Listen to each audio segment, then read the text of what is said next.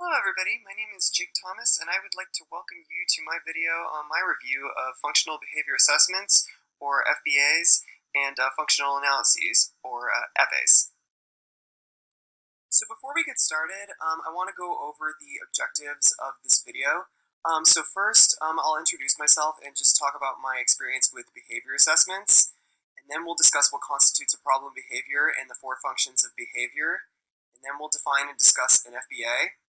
And then we'll discuss when an FBA should be conducted, and then we'll discuss the steps to conducting an FBA, and then we'll define and discuss an FA, and then we'll discuss the differences between FBAs and FAs, and then we'll discuss how my organization conducts FBAs, and then we'll wrap things up with the conclusion.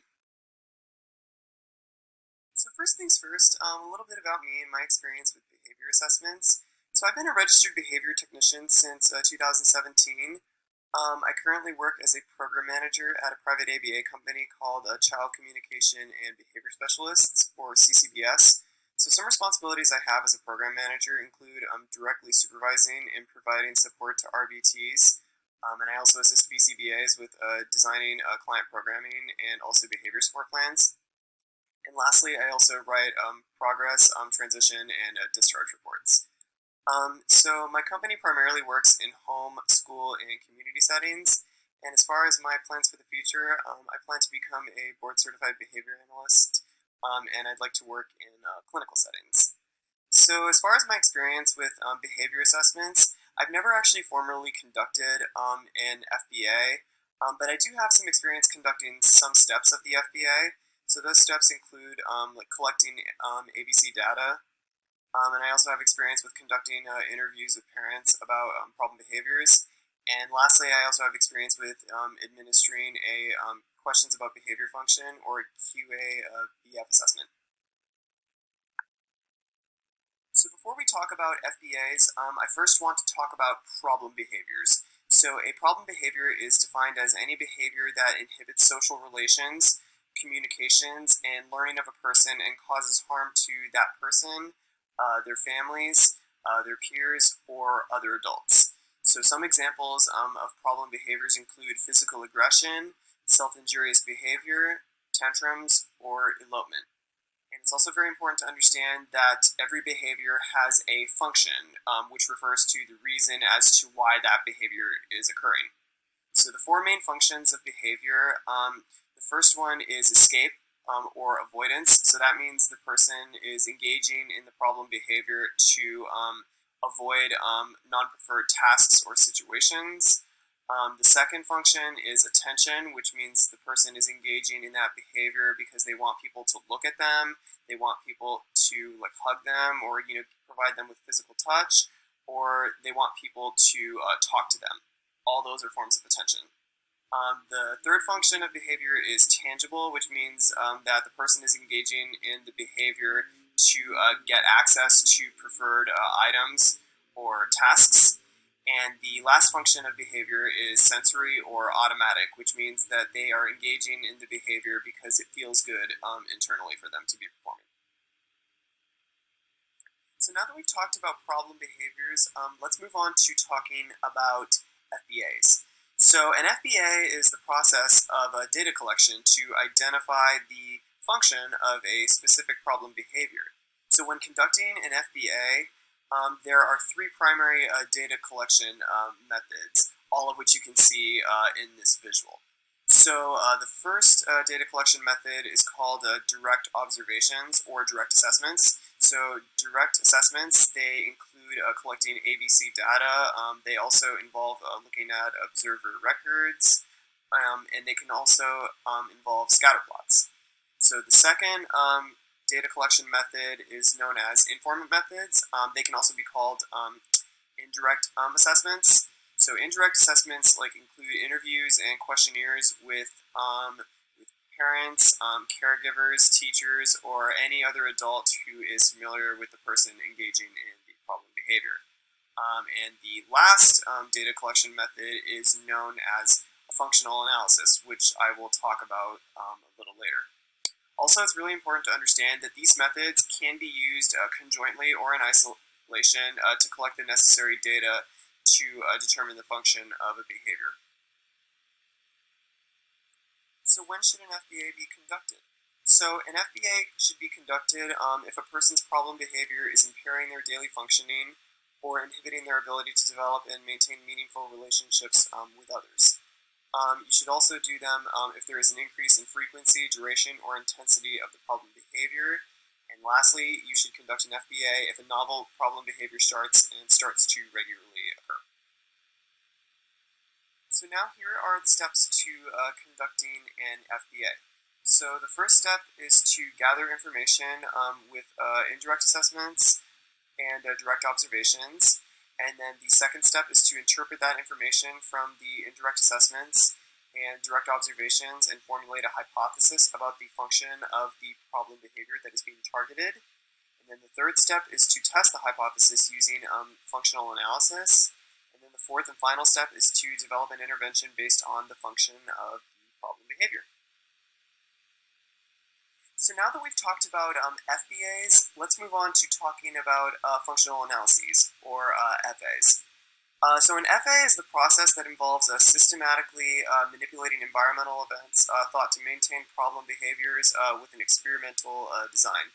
So FAs are used to confirm hypotheses regarding the functions of behavior. Furthermore, it's really important that when conducting FAs, they should only be conducted by trained professionals or under supervision from trained professionals, such as BCBAs or psychologists. In order to conduct FAs, practitioners and or trained professionals set up 5 different conditions based on the 4 functions of behavior, and they reinforce the problem behavior for a brief period of time. So these different conditions, the first condition is the play/control condition, and in this condition, the person being examined is provided with access to all known reinforcers at once, and no demands are placed. The next condition is the alone condition, and in this condition, the person is left alone and no consequences for the behavior are provided. So this condition is used to determine behaviors where the function is sensory or automatic. The next condition is the attention condition. So in this condition, every time the problem behavior occurs, attention is provided to the behavior. And it could be pleasant attention, such as like, oh, like what's wrong? Or it can also be like unpleasant attention, like, hey, stop doing that. So this condition is used to determine behaviors where the function is attention. The next condition is the demand condition, and in this condition, every time the problem behavior occurs, escape from demands is provided. So this is the condition that determines behaviors where the function is escape. And the last condition is the tangible condition. And in this condition, every time the problem behavior occurs, access to a tangible item or activity is provided. So this condition is used to determine behaviors where the function is tangible. So after these 5 conditions are presented, practitioners compare the rate of behavior in the 5 experimental conditions, and whichever condition produces the highest frequency of the problem behavior helps confirm the function of that problem behavior. So now let's talk about some differences between FBAs and FAs. So actually, before I talk about differences, the one similarity that FBAs and FAs have in common is that they can both be used to determine the function of a behavior.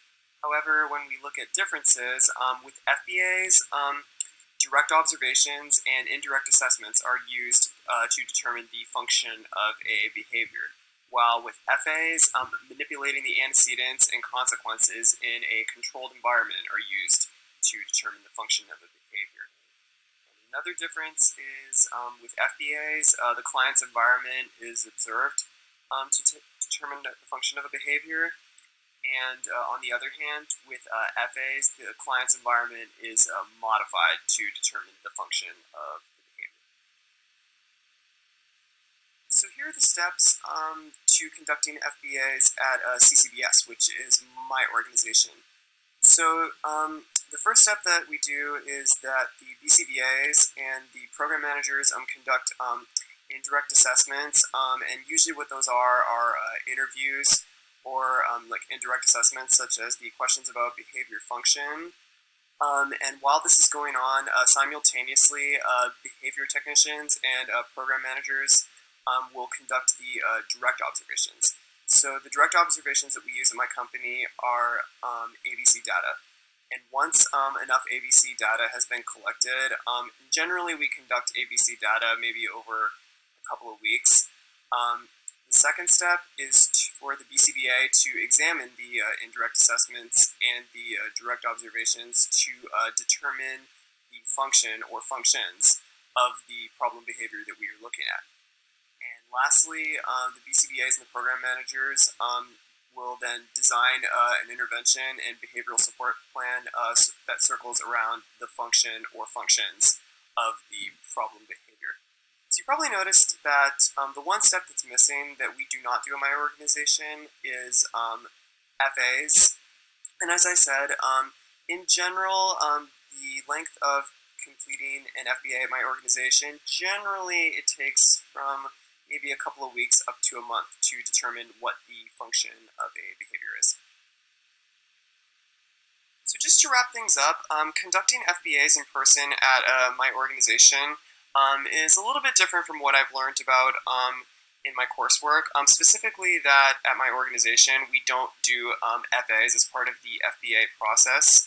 But I think it's important to understand that there is no standard FBA. I think FBA should be flexible and individualized depending on the client or organization. And I think as long as the direct observations are being completed and indirect assessments are being completed, whether it's interviews or assessments that you give to caregivers, I think as long as you're doing those, we're setting ourselves up for success to determining the function of a specific problem behavior.